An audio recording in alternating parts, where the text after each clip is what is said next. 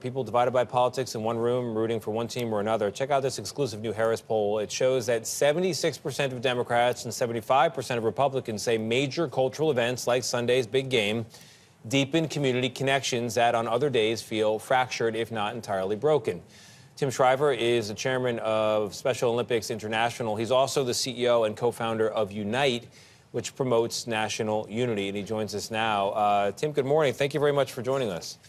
Good morning. Thanks for having me. You know, it seems like people don't meet face-to-face with their neighbors, with the people down the block as much as they used to. But the football game on Sunday, if it's big enough, could be one of those reasons to get together. Is that the key here, just seeing each other in real life? Well, I think the finding is mixed. I mean, the bad news in the data is that only 48% of us feel connected to each other. Just over half, just 51% of us feel proud of our community, of our country. So the bad news is that we're feeling that division, that in our view, at least when you look at it closely, that contempt is driving us apart. We're afraid of each other. We're angry at each other. We're treating each other so badly. And then in comes the Super Bowl. So the good news is you get to the Super Bowl, a game where taunting is illegal. You know, it's a penalty.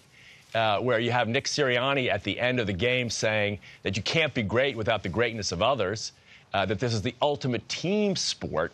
And Americans rush to that. There's a starvation in our country for the kinds of qualities that the Super Bowl represents, this coming together across division, this playing and competing. Look, those guys competed out there. It's not that Americans shy away from competition in life or in politics or at work. It's just that they want to see it done in a way that celebrates the larger message that the team ultimately wins.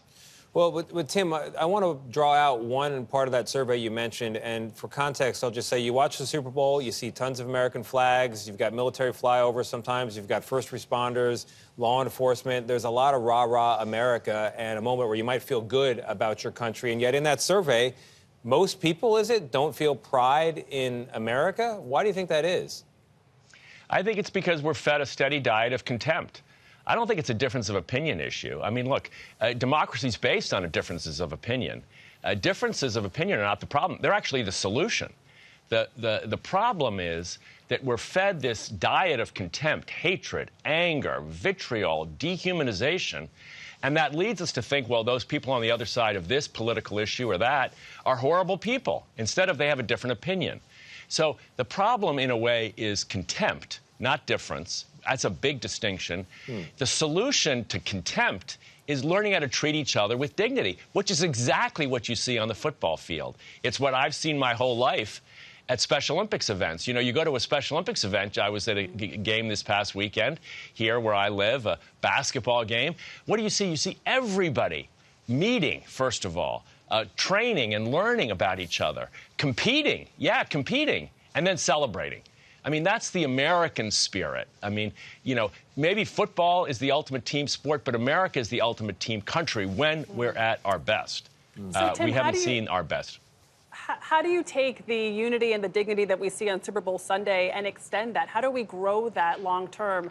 And also, I'd love to hear more about your Dignity Index, if you could explain what that is. Yeah, the Dignity Index is a way of actually measuring how much dignity we use. So if I say, look, I disagree with you and I think you're vile, that would get a 2 on the Dignity Index.